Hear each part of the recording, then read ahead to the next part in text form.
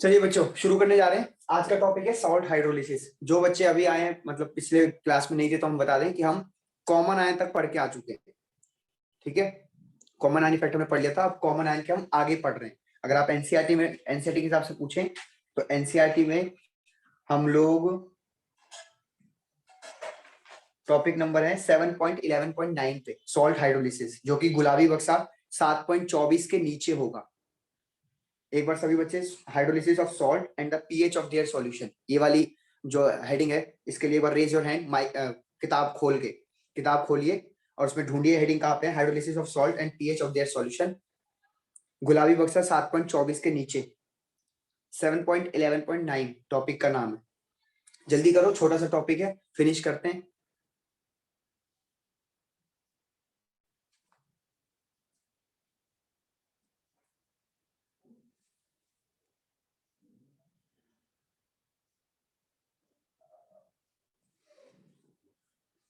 Raise hand करना है आपको, ये टॉपिक ढूंढ के आपको रेज हैंड करना है। जल्दी करो, 5 बच्चों ने रेज हैंड किया है बस अभी तक। जितने जल्दी आप करोगे रेज हैंड उतना जल्दी हम शुरू कर सकते हैं। ओके, 8 बच्चों ने रेज हैंड कर दिया, 9 बच्चों ने। चलिए ठीक है, शुरू करने जा रहे हैं। देखिए ध्यान से समझिएगा टॉपिक को। टॉपिक का ना इतना ज्यादा एक्सप्लेनेशन है नहीं एनसीईआरटी में, अगर आप देखें तो बस एक पेज का भी नहीं है पूरा टॉपिक, और फिर बफर सॉल्यूशन नाम की हेडिंग इन्होंने पढ़ा दी है। तो हम भी ज्यादा डिटेल में पढ़ेंगे नहीं क्योंकि हम पे टाइम जो है वो कम बचा हुआ है। तो हम थोड़ा सा इसका इंट्रोडक्शन देख के, इनके फॉर्मूले हैं वो फॉर्मूले आप नोट डाउन कर लीजिएगा, मैं बता दूंगा किसको कैसे इस्तेमाल करना है। एंड देन हम कुछ आज न्यूमेरिकल सॉल्व करेंगे, इसके बाद हमारा एक टॉपिक रह जाएगा बफर सॉल्यूशन। ठीक है, और बाकी मैं उम्मीद कर रहा हूँ कि आप लोग पीछे के क्वेश्चंस जो पीछे के चैप्टर्स हमने पढ़े हैं उसको रिवीजन कर रहे हैं। नहीं कर रहे तो प्लीज अब शुरू हो जाओ। ठीक है, states of matter, thermodynamics, equilibrium जितना अभी तक पढ़ा है, हाइड्रोकार्बन क्योंकि हाइड्रोकार्बन पढ़े हुए बहुत दिन हो गया, सबके गुलाबी बक्से, सबके बैक एक्सरसाइज और नोट्स, ये 3 चीज आपको बस करनी है। पहले नोट्स रिवाइज करेंगे, उसके बाद गुलाबी बक्से सॉल्व करेंगे, देन बैक एक्सरसाइज। जो सीक्वेंस मैं बता रहा हूँ उसी सीक्वेंस में करिएगा और सीक्वेंस तोड़िएगा मत। पहले नोट्स रिवाइज पूरे के पूरे। ठीक, मैं मानता हूँ नोट्स रिवाइज करने में अगर आप बहुत दिनों बाद नोट्स देख रहे हैं तो टाइम लगेगा, लेकिन भाई साहब अगर रिजल्ट अच्छा करना है तो पूरे से अच्छे से रिवाइज करिएगा। देन गुलाबी बक्से करने हैं एंड देन बैक एक्सरसाइज। फायदा ये है कि आपने गुलाबी बक्से और बैक एक्सरसाइज सब कुछ किया हुआ है, मैंने एक एक क्वेश्चन आपको करवाया हुआ है। तो जब आप दोबारा करने बैठेंगे तो आपका जल्दी जल्दी हो जाएगा। ऐसा नहीं है कि पहली बार बैठ रहे हो करने तो थोड़ा टाइम लगेगा, सब कुछ आपने किया सर हुआ एक है, बस बार आपको वो आपने कॉपी आपके पास होनी चाहिए जिसमें आपने किया था, बस ये है। हाँ बेटा बोलो। सर एनसीईआरटी नहीं करनी है एक बार? हाँ एनसीईआरटी तो बोल रहा हूँ मैं, गुलाबी बक्सा और बैक एक्सरसाइज के क्वेश्चन नहीं नहीं, एनसीईआरटी में ही होते हैं। मतलब नोट्स के बाद एनसीईआरटी पूरी नहीं पढ़नी है? नहीं नहीं, इतना टाइम नहीं है, इतना टाइम नहीं है कि अगर नोट्स भी पढ़ोगे फिर एनसीईआरटी पढ़ोगे। एक काम कर लो फिर, या तो एनसीईआरटी पढ़ना नोट्स मत पढ़ना, या नोट्स पढ़ना तो एनसीईआरटी मत पढ़ना। हाँ अगर आप पे इतना टाइम है कि आप एनसीईआरटी पढ़ सकते हो फिर एनसीईआरटी पढ़ लेना। ठीक है, चलो शुरू करने जा रहे हैं। सॉल्ट हाइड्रोलिसिस, तो सबसे पहले मैं सॉल्ट के बारे में थोड़ा सा इंट्रोडक्शन दे दूं कि सॉल्ट और कुछ नहीं, बस एक एसिड और बेस जब आपस में रिएक्शन करते हैं तो एक सॉल्ट और पानी बनता है। ये आपने पढ़ा होगा, सॉल्ट प्लस वाटर, जिसका नाम होता है न्यूट्रलाइजेशन रिएक्शन। ठीक है, इसका नाम क्या पड़ता था, न्यूट्रलाइजेशन रिएक्शन। अब इसका हाइड्रोलिसिस करना है तो हाइड्रोलिसिस मीनिंग क्या होता है, तो पहली बात तो देखो, हाइड्रो मीनिंग होता है पानी और लाइसिस मीनिंग होता है ब्रेक डाउन। ब्रेक डाउन, तो जब पानी की मदद से आप सॉल्ट को ब्रेक डाउन करो, और ध्यान से मेरी बात को सुनना, जो है कई जगह मैंने देखा तो लोग जो है गलत पढ़ा रहे हैं कि हाइड्रोलिसिस का मीनिंग है पानी के द्वारा ब्रेक करने के बाद पानी से जब रिएक्शन भी करवाओगे तो उसको हाइड्रोलिसिस बोलेंगे। क्या मैं बोल रहा हूँ अभी मैं आपको दिखाता हूँ। पहले में ब्रेक भी करना है पानी की मदद से, उसके बाद इनको रिएक्शन भी करना पड़ेगा पानी से, तब आप कहोगे कि आपका सॉल्ट हाइड्रोलाइज्ड हुआ है, अदरवाइज आप नहीं कहोगे कि सॉल्ट हाइड्रोलाइज्ड हुआ है। ठीक, आगे सुनो ध्यान से कैसे इसका मीनिंग कैसे हम निकालें। तो सबसे पहले मैं सॉल्ट की कैटेगरी आपको बताना चाहता हूँ। सॉल्ट की 4 कैटेगरी है जो कि मैंने कर रखी है, पहले से लिख रखी थी टाइम बचाने के लिए। नंबर 1 कैटेगरी है strong acid plus weak base, मतलब जब यहाँ पे एक स्ट्रॉन्ग एसिड आ जाए और यहाँ पे एक वीक बेस आ जाए, यहाँ पे एक स्ट्रॉन्ग एसिड आ जाए और यहाँ एक वीक बेस आ जाए, तो कैसा सॉल्ट बनेगा, ये वाले सॉल्ट बनेंगे सारे के सारे। ठीक, मान लीजिए सेकंड केस है स्ट्रॉन्ग बेस, आपकी ये स्ट्रॉन्ग हो गया ये वीक हो गया, तो ये वाले सब सारे एग्जांपल्स हैं। फिर वीक एसिड वीक बेस, मतलब ये भी वीक ये भी वीक, तो सॉल्ट कैसा बनेगा। And then strong acid strong base, ये भी स्ट्रॉन्ग ये भी स्ट्रॉन्ग, तो सॉल्ट कैसा बनेगा। ये 4 कैटेगरी हो सकती है, इसके अलावा मेरे ख्याल से कोई 5वीं कैटेगरी आप नहीं सोच पाओगे। या तो इसको स्ट्रॉन्ग, इसको वीक, इसको स्ट्रॉन्ग, इसको वीक, या दोनों को स्ट्रॉन्ग या दोनों को वीक, यही तो सोच सकते हो। सबके एग्जांपल्स मैंने लिखे। इसके अलावा क्या पूछेगा, इन सॉल्ट्स के पीएच आपसे पूछेगा, तो पीएच के डायरेक्ट फॉर्मूले मैंने लिखे हुए हैं, मैं सिर्फ इनमें से किसी एक के लिए डेरिवेशन करूंगा, बाकी तीनों के लिए मैं नहीं करने वाला हूँ। तीनों के लिए क्या मतलब, इसके लिए तो कुछ होता ही नहीं, इसके लिए कुछ नहीं होता। स्ट्रॉन्ग एसिड स्ट्रॉन्ग बेस के लिए ना पीएच का फॉर्मूला है, ना आपके पास केएच केडब्ल्यू, कुछ भी नहीं होता इसके लिए। आपको सिर्फ 3 केसेस पढ़ने हैं, इन 3 में से मैं एक के लिए सब कुछ पढ़ाऊंगा, बाकी 2 के लिए आपका मन करे तो आप डेरिवेशन खुद करिएगा, मन नहीं करे तो आप डायरेक्ट फॉर्मूला यूज कर सकते हैं। ठीक, अब मैं जो करने वाला हूं मैं कर देता हूं आपके लिए। लेट्स से किसके लिए करें, हम कर देते, चलो इसके लिए कर देते हैं, ये इस केस के लिए। ठीक है, बस आपको देखना पड़ेगा, मदद करनी पड़ेगी थोड़ी सी। ठीक है, इसके लिए करके देखते हैं, है ना, कि ये फॉर्मूला आता है कि नहीं आता। स्ट्रॉन्ग बेस और वीक एसिड, अब ये क्या होता है स्ट्रॉन्ग बेस वीक एसिड, देखो एक वीक एसिड देखो। हाँ बेटा बोलो। इसकी डेरिवेशन एग्जाम में आएगी?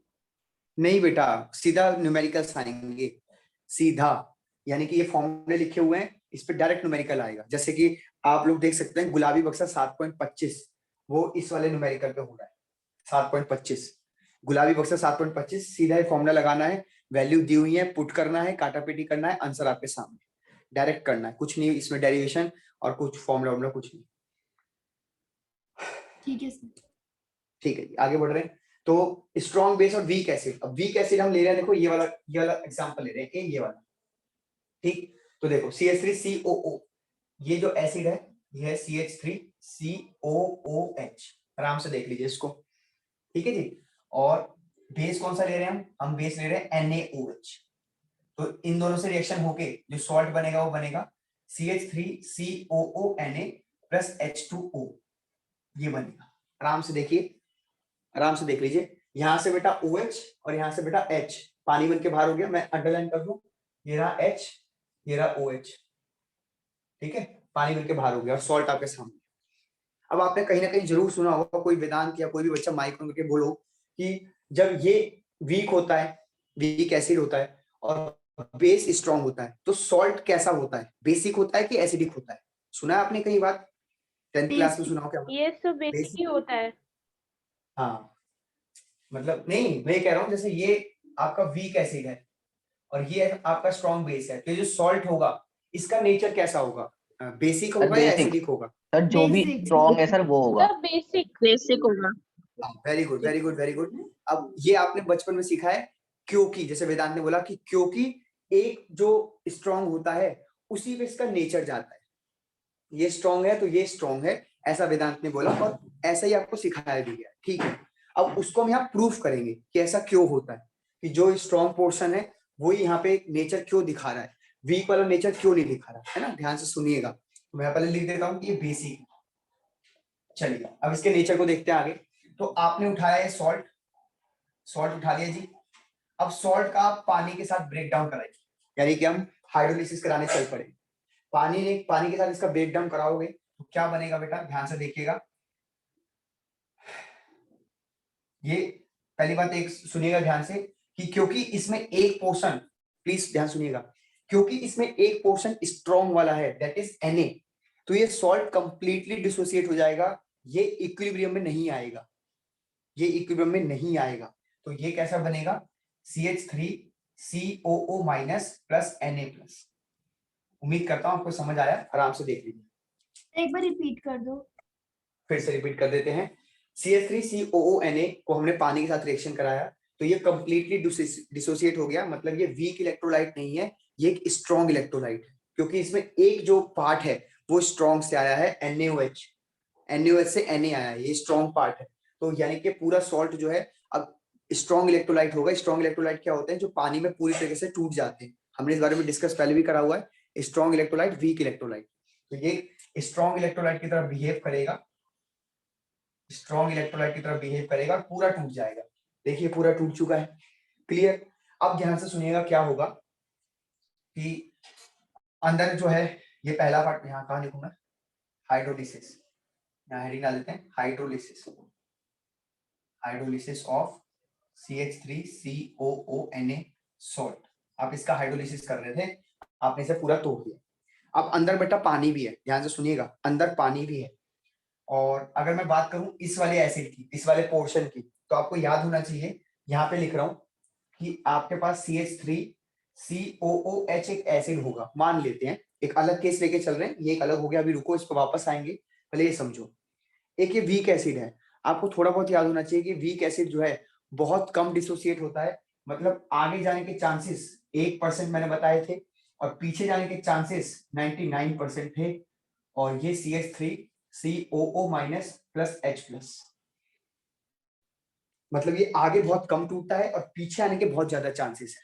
फिर से बोलता हूँ, आगे बहुत कम टूटता है, पीछे आने के ज्यादा चांसेस है। आगे 1% जाएगा तो पीछे 99% आएगा। तो हम इसे कहते थे कि अगर ये वीक एसिड है तो ये इसका कॉन्जुगेट बेस है, कॉन्जुगेट बेस। और बेटा अगर एसिड वीक हो गया तो उसका कॉन्जुगेट बेस क्या हो जाता था? स्ट्रॉन्ग। यहाँ वीक और स्ट्रॉन्ग से क्या सेंस बनता है, फिर से याद दिला देता हूं। वीक मतलब जो H+ ना दे, और स्ट्रॉन्ग का मीनिंग, क्योंकि बेस के ऊपर स्ट्रॉन्ग लिख रहा हूं, तो यहाँ बेस क्या होता है? जो H+ ले ले, जो H+ ले।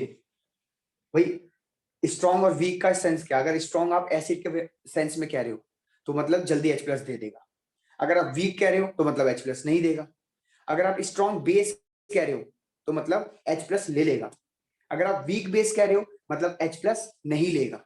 और ये H+ वाली कौन सी थ्योरी है? Bronsted, Bronsted acid base theory बता रहा हूं आपको।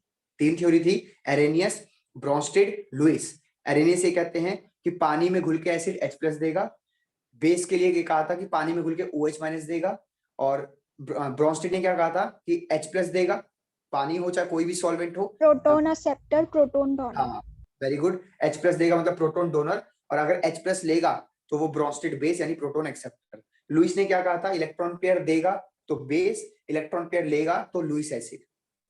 तो ये बात ब्रोंस्टेड की चल रही, ठीक है जी। अब आइए अपने वापस इसी टॉपिक पे बेटा, आपको दिख रहा होगा कि ये जो कॉन्जुगेट बेस ये बनाया हुआ है हमने, कॉन्जुगेट बेस यानी तो छोटा छोटा सा, ये कॉन्जुगेट बेस है, कॉन्जुगेट बेस है, ठीक। वेदांत, मैंने कई बार नोटिस किया है कि हम जो रिकॉर्डिंग डाल रहे हैं यूट्यूब पे वो ब्लर बहुत हो रही है, क्या चक्कर है इसका बेटा? सर कभी नेट की वेदांत, वजह से हुई होगी बस। अच्छा, थोड़ा ट्राई किया करो कि नेट आपका एकदम बढ़िया चले। वैसे अब तो ज्यादा क्लासेस बची नहीं है, मात्र 2-3 क्लास हम और ले पाएंगे, फिर आपके पेपर सबके शुरू हो चुके होंगे, फिर हम मिलेंगे अपने 12th क्लास के सेशन में, है ना। जल्दी जल्दी अपना 11th का रिवाइज करो, अच्छे से पेपर दो, खत्म करो, फिर 12th में आते हैं, है ना। 12th बहुत आसान है। चलो, तो ये कॉन्जुगेट बेस है। अब आप नोटिस करो, कॉन्जुगेट बेस को अगर गलती से कहीं H+ मिल जाए तो तुरंत वो पीछे आ जाएगा। कॉन्जुगेट बेस को अगर गलती से H+ कहीं मिल जाए तो तुरंत वो एसिड बन जाएगा। तो ये जो चीज है ये एक्चुअल में पानी के साथ प्रेजेंट होगी, क्योंकि देखो पानी लिया हुआ है आपने बीकर के अंदर, ये कहानी बीकर के अंदर चल रही है ना भाई। तो यहाँ क्या होता है बच्चों कि जो CH3COO- है ये पानी के साथ रिएक्शन कर जाता है और CH3COOH बना देता है। और बेटा अगर आप इसमें से H+ छिनवा दोगे तो क्या बचेगा? सिर्फ OH-। आप आराम से चेक कर लो, ये चीज होगी। फिर दिमाग में ये आता है कि क्या सर ये जो Na+ है क्या ये इस OH- के साथ रिएक्शन करता है? नहीं बेटा, Na+ जो है वो कंप्लीटली डिसोसिएट होके रहना पसंद करता है अकेला, क्योंकि क्या होता है कि Na+ को पानी के मॉलिक्यूल्स घेर लेते हैं, हाइड्रेशन इंथैल्पी निकलती है, तो बहुत इंथैल्पी निकलती है तो खुश है, Na+ खुश है, तो Na+ इसके साथ रिएक्शन नहीं करेगा। तो फाइनली बीकर के अंदर रहेगा क्या क्या? फाइनली बीकर के अंदर क्या क्या बचेगा बच्चों, मैं वो लिख रहा हूं। तो देखो बीकर के अंदर क्या क्या बचने वाला है। एक तो आपका, अच्छा ये कंप्लीटली सारे H+ नहीं लेगा, ये भी ध्यान रखें। कभी आप सोचें कि सर ये सारा H+ लेगा, नहीं बेटा, ये 99% ही तो जाएगा, 1% तो यहाँ आ जाएगा, है ना। तो ये इधर जाएगा 99%, लेकिन इधर भी आएगा 1%। अब आप नोटिस करें तो फाइनली बीकर में OH- की कंसेंट्रेशन मोर है देन, बस देन क्या, H+ तो है ही नहीं, आप आराम से देखो। फाइनली बीकर में आराम से देखिएगा, फाइनली बीकर में ये है जो कि काफी हद तक पानी से रिएक्शन करके वापस आ चुका है, एसिड बन चुका है। अच्छा Na+ है और बीकर में ये तो है नहीं, ये तो खत्म हो गया था बीकर में, पानी बचा है बीकर के अंदर, ये बचा है, ये बचा है और ये बचा है। कुछ बच्चे कह रहे हैं सर ये भी तो है, हाँ ये भी है, लेकिन आप मुझे बताओ कि जब तक ये H+ रिलीज नहीं करेगा, जब तक ये H+ रिलीज ही नहीं करेगा, क्या ये एसिड कहलाएगा सॉल्यूशन? बताओ, क्या ये सॉल्यूशन एसिडिक कहलाएगा जब ये रिलीज ही नहीं करेगा तो? No sir. है ना, ये रिलीज नहीं करेगा तो ये एसिडिक कम कहलाएगा। मानता हूं कि ये थोड़ा बहुत रिलीज करेगा क्योंकि वीक एसिड है, इसीलिए तो मैंने इक्विलिब्रियम करा, इसीलिए मैंने इक्विलिब्रियम करा हुआ है। ठीक है, तो बच्चों फाइनली बीकर के अंदर OH- कंसंट्रेशन आपको दिख रही है। So solution is basic. अब जो ये सॉल्यूशन है ये पूरा पूरा बेसिक होगा, जो कि हमने यहीं पे देखो लिख दिया था, आप लोगों ने बता दिया था पहले कि अगर एक भी कंपोनेंट स्ट्रांग है, ये वीक है, ये जो भी बनता है सॉल्ट ये बेसिक होगा, यानी स्ट्रांग वाले के नेचर लेगा। लेकिन क्यों, वो मैंने यहाँ से प्रूफ करने की कोशिश करी, क्योंकि जब आप स्ट्रॉन्ग सॉल्ट लेते हैं तो वो पानी के साथ पूरा पूरा टूट जाता है, देन उसमें जो कॉन्जुगेट बेस होता है वो पानी से वापस H+ लेके ये बन जाता है और पानी का OH- यहाँ रह जाता है, और क्योंकि OH- इस कंटेनर के अंदर है तो सॉल्यूशन कैसा हो जाएगा, बेसिक। अगर सॉल्यूशन बेसिक हो जाएगा तो ये जाहिर सी बात है कि इसका pH जो होगा वो 7 से ज्यादा होगा, ये तो एक ऑब्वियस सी बात है। मैं उम्मीद करता हूँ कि आपको समझ आ रहा होगा। ठीक, अब आप एक बार रेज हैंड करिए क्योंकि मुझे ये मिटाना है और फिर आप स्क्रीनशॉट लीजिएगा। रुकिएगा, पहले ये मिट गया हाथ से। ठीक है, चलो स्क्रीनशॉट लो, रेज हैंड करो, जल्दी करो, रेज योर हैंड, स्क्रीनशॉट ले लीजिए इसका। सर यहाँ पे CH3CO- को हाइड्रोजन ने घेर रखा है, इसलिए सबसे ज्यादा रिएक्ट करेगा ना उसके साथ। हाँ, CH3CO- ने पानी के साथ रिएक्शन करके अपना H+ ले लिया। क्यों? क्योंकि एक अच्छा कॉन्जुगेट बेस है, यहाँ लिखा है देखो, स्ट्रॉन्ग कॉन्जुगेट बेस है जो H+ ले तो ये H+ यहाँ से लेकर तुरंत ऐसा हो जाता है और पानी में सिर्फ ये रह जाता है, इसीलिए सॉल्यूशन बेसिक हो गया। तो आपने बेसिक तो यही लिख दिया था, पर हमने प्रूफ भी कर दिया कि क्यों इसे हम बेसिक बोलते हैं, और 7 से pH ज्यादा होगा, वो तो जाहिर सी बात है ही है। ठीक है, मैं इसे मिटा रहा हूँ बेटा, 7 बच्चों ने इसमें CH3COH का नेचर क्या होगा? इसका कोई नेचर नहीं होगा, ये भी थोड़ा बहुत टूट रहा होगा, इधर की तरफ देखो जा तो रहा है, 1% जा रहा है इधर की तरफ, लेकिन 99% ये इधर ही रहेगा। ठीक है, लेकिन कार्बोक्सिलिक एसिड नहीं है। हाँ हाँ, कार्बोक्सिलिक एसिड है बेटा, इथेनोइक एसिड सिरके में मिलता है, विनेगर में इथेनोइक एसिड बोलते हैं, एसिटिक एसिड बोलते हैं। मैं इसे मिटा रहा हूँ। तो फिर एसिडिक कम होगा? नहीं बेटा, एसिडिक तो जब होगा ना जब ये H+ रिलीज करे ज्यादा। HCl जब तक एसिड नहीं, जब तक वो H+ रिलीज नहीं करता, तो ये H+ रिलीज ही नहीं करता, बहुत वीक है, और OH- पड़े हुए बीकर के अंदर, तो फाइनली सॉल्यूशन बेसिक कहलाएगा, एसिडिक नहीं कहलाएगा। हालांकि उसके अंदर एसिड है CH3COOH, लेकिन वो H+ रिलीज ही नहीं कर रहा, तो जब रिलीज नहीं करेगा तो एसिडिक थोड़ी कहलाएगा बेटा। एसिडिक तो जब कहलाता है ना जब H+ हो अकेला, वो तो H+ है ही नहीं उसमें। चलो अब बढ़ते हैं आगे, तो देखिए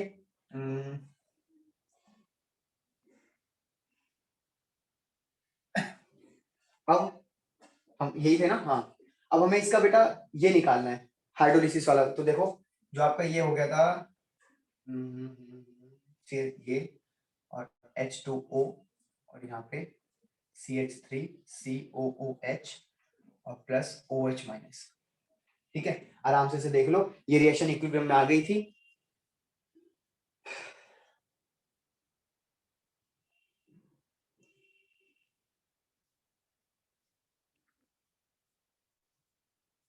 एक रिएक्शन और थी इससे पहले वाली, इससे पहले वाली रिएक्शन ये थी कि इसको पानी के साथ रिएक्शन कराया था, तो ये बना था CH3COO- और आपका Na+। दो रिएक्शंस थी, आराम से देख।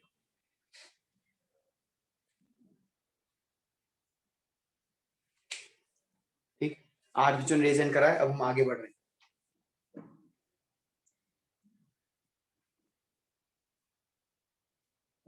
डन। अब बेटा अब इसका ना जो वो मानते थे ना हम C और C अल्फा ऐसे करके 0 फिर 0 फिर एटिक्यूलम मानते थे C1 C अल्फा, फिर कुछ बनेगा अल्फा अल्फा ऐसे करके थे, वो सब करने के बाद आपके ये फॉर्मूले यहाँ सामने आएंगे।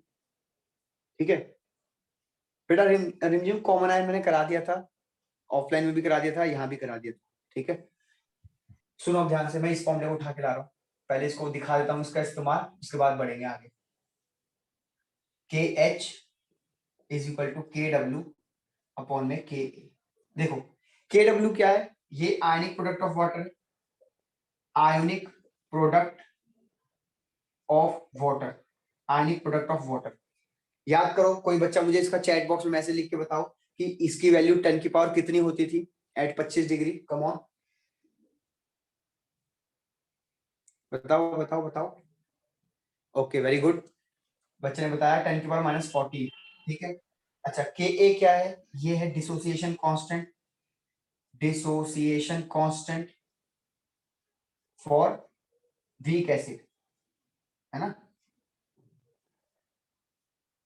अब ये KH नया आया है, तो KH मैं यहां से भी दिखाऊंगा, पर KH मैं फिलहाल फॉर्मूले से दिखा रहा हूं। KH को हम कहते हैं hydrolysis constant, hydrolysis constant, hydrolysis constant, ये चीज है। अब ये कैसे बना फॉर्मूला भी आपको दिखाऊंगा, मैंने जैसे ही कहा था कि 3 है, तो मैं सिर्फ इसका भी करके दिखाऊंगा, बाकी इसका और इसका आप एज इट इज याद कर लेंगे, क्योंकि हम पे इतना टाइम नहीं है कि हर एक का डेरिवेशन हम करें, ठीक। अब मेरे कहने से प्लीज आपको एक काम करना पड़ेगा, पहले एनसीईआरटी ओपन करिए, 7.11.9 जो हेडिंग खोली थी आपने, जिसका नाम है hydrolysis of salt and it's pH, है ना, and the pH of their solution. आपको इसे रीड करना है, आपके पास 4 मिनट का समय है, जब तक मैं पानी वानी पी लेता हूँ, और फिर आपको ये कराया जाएगा आगे। जल्दी जल्दी पढ़ के आओ, फटाफट जाओ, और पढ़ने के बाद आपको रेस एंड करना है। वेदांत आप रिकॉर्डिंग अब यहाँ पे ऑफ कर सकते हो फिलहाल, क्योंकि अब बच्चे को पढ़ना ही है खुद। वेदांत, तो होपफुली बच्चों आप लोगों ने वो टॉपिक एनसीईआरटी से पूरा पढ़ लिया, कुछ कुछ चीजें समझ आई होंगी, कुछ कुछ नहीं आई होंगी, तो अब आ जाएंगी। मैं आपको एक फॉर्मूले की डेरिवेशन करने दिखा रहा हूँ, और इसके बाद उम्मीद करता हूँ कि आप बच्चे ये और ये एक बार ट्राई करेंगे करने का डेरिवेशन, ठीक है। इसे मिटा रहा हूँ, अच्छे से इसका स्क्रीनशॉट ले लो बेटा। चलो बढ़ते हैं आगे।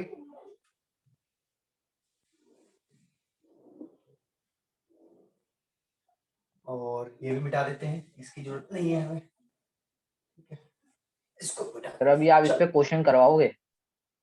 हाँ हाँ, आज क्वेश्चन कराना है, आज मुझे बैक एक्सरसाइज का आपको होमवर्क देना है। हमारा पूरा हो चुका है बैक एक्सरसाइज। बैक एक्सरसाइज में मुश्किल से 5 क्वेश्चन ऐसे बचे हैं जो तुमसे नहीं होंगे, बाकी सारे क्वेश्चन तुम कर सकते हो, ठीक है। बस आज से तुम्हें बैठना है उन्हें ट्राई करने के लिए, लेकिन वही है कि बहुत लेंथी क्वेश्चन है, तो थोड़ा सा अपना टाइम भी देखते रहना, ठीक। चलो, तो हमारे पास एक सॉल्ट था CH3COONA, जिसको हमने पानी के साथ भिगाया, तो पूरा का पूरा टूट गया था, CH3CO- प्लस Na प्लस। इसके बाद CH3COO- जो है ये पानी के साथ हाइड्रोलाइज हो गया था, और रिवर्सिबल इक्वेशन आ गया था इसका, CH3COOH प्लस OH-। उम्मीद करता हूं आपको यहाँ तक कहानी समझ आ गई होगी, आप आराम से चेकआउट करो, ठीक। अब बढ़ते हैं आगे की तरफ, ध्यान से देखिएगा। तो अब बेटा मैं इसके लिए आपको वो C-अल्फा वाली बात बताने जा रहा हूँ, ध्यान से सुनिएगा, ठीक। मान लेते हैं शुरुआत में इनिशियली, है ना, ये इसकी कंसंट्रेशन C थी, इसको तो आपको लेना नहीं है क्योंकि ये सॉल्वेंट है, ये तो बहुत सारा होगा, और इसकी 0 थी, इसकी 0 थी। अब आप क्या करेंगे, एट इक्विलिब्रियम, ध्यान से सुनिएगा, एक नया वर्ड आ रहा है CH। जी हाँ, CH, पहले C-अल्फा लिखते थे आप, यहाँ पे C-अल्फा इसलिए लिखते थे क्योंकि वो डिग्री ऑफ डिसोसिएशन था, जब आप एक में से माइनस करते थे कोई चीज तो अल्फा बताते थे, और C में से माइनस करते थे तो C-अल्फा बताते थे।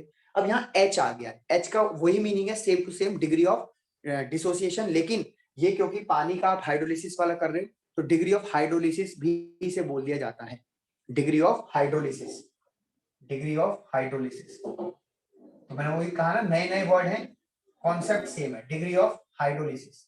अच्छा यहाँ हाइड्रोलिसिस हुआ क्या, तो बेटा इसने पानी के H+ को अपने साथ रिएक्शन करने में मजबूर किया, तो इसने हाइड्रोलिसिस किया है, इसने हाइड्रोलिसिस नहीं किया है। प्लीज मेरी बात को बड़े ध्यान से सुनिए, बातें ये बहुत हवा में उड़ा देते हैं बच्चे।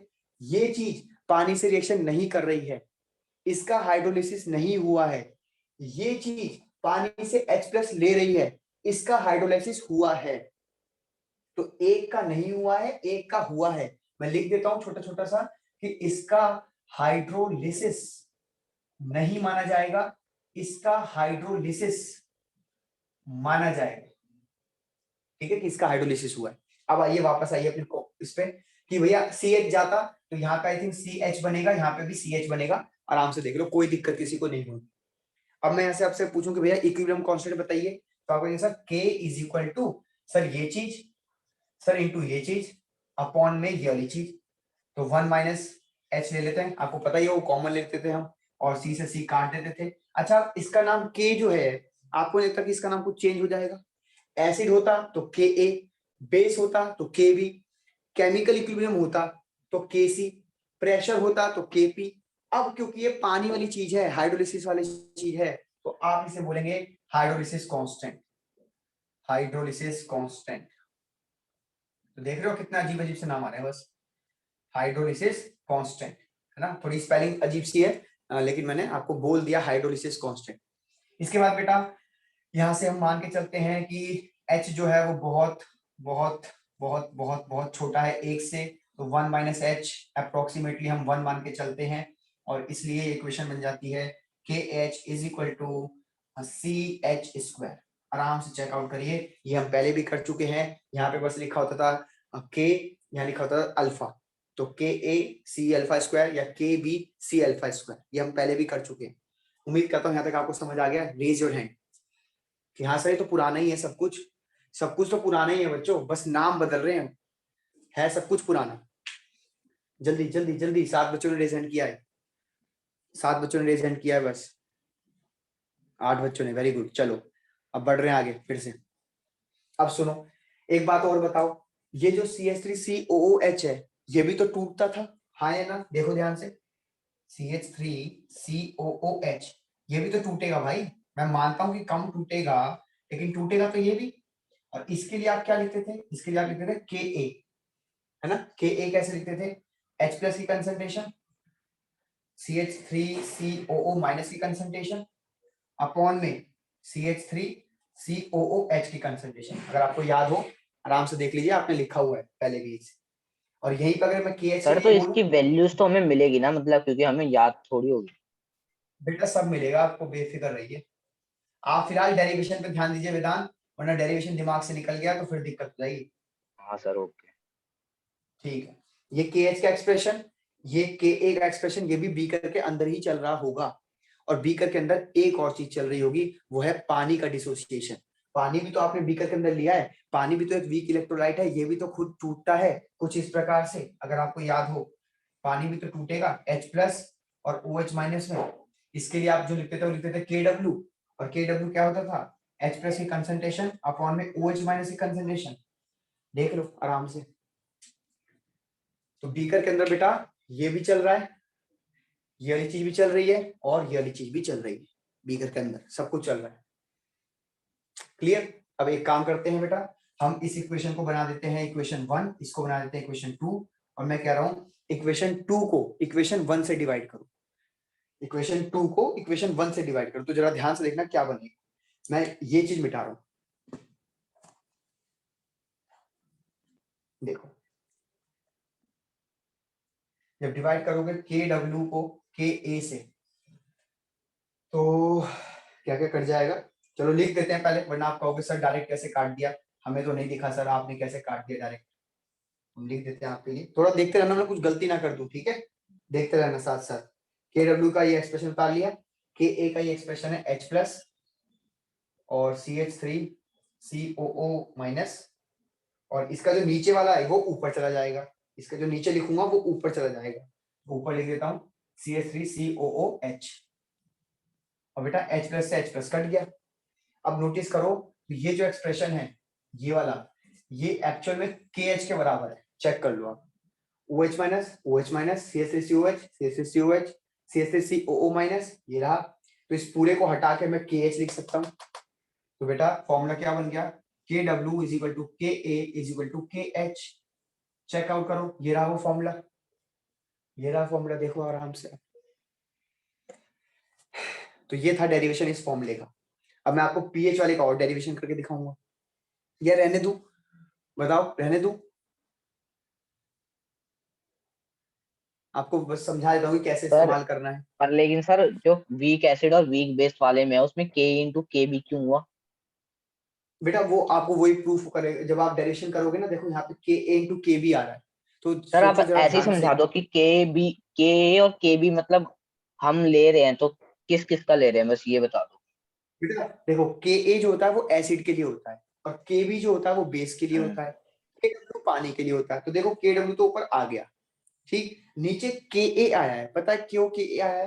क्योंकि यहाँ रिएक्शन के दौरान आपका ये एसिड बन गया था। कहाँ गया? ये एसिड बना था, हाइड्रोलाइज एसिड वाला कंपोनेंट हाइड्रोलाइज हो गया था। फिर से बोल रहा हूँ, एसिड ये जो वाला पार्ट है ये हाइड्रोलाइज हो गया था, और ये फिर से टूटेगा तो यहाँ से के ए बनेगा। जब आप दोनों ही कंपोनेंट वीक ले लोगे तो पता है ये भी हाइड्रोलाइज होगा और NH4 भी हाइड्रोलाइज होगा, और जब दोनों हाइड्रोलाइज होंगे तो दोनों टूटेंगे भी, दोनों टूटेंगे तो दोनों का के ए के बी बनेगा, और फिर वो यहाँ पे पुट करोगे तो फिर ऐसे ही काटापिटी करके के ए इंटू के बी आ जाएगा नीचे इस वाले केस में। और फिर ओके सर, दोनों तो तरफ मतलब आप जो लिखो। वीक होगा वो टूटेगा। हाँ, जो वीक होगा वो टूटेगा। डन। आप करके देखना, इस रिकॉर्डिंग को अच्छे से सेव कर लो, स्क्रीनशॉट सेव कर लो। आप जरूर इसका डेरिवेशन करना बच्चों, मैं सबको रिकमेंड करता हूँ कि आप इसका डेरिवेशन जरूर करें, क्योंकि इसमें दिमाग आपको बिल्कुल खुल जाएगा कि क्या क्या हो रहा है। ठीक, मैं आपको सर चलो आप पीएच का भी कर दो दिखा सर देता एक का। हाँ हूँ। हाँ मैं कर देता हूँ, मैं इसका स्क्रीनशॉट लो, मैं मिटाने जाता हूँ। चलो बढ़ते हैं आगे। अब मुझे किसकी जरूरत है? मुझे इसकी जरूरत नहीं है तो मैं इसे मिटा देता हूँ, ठीक है। इसकी जरूरत नहीं है मुझे।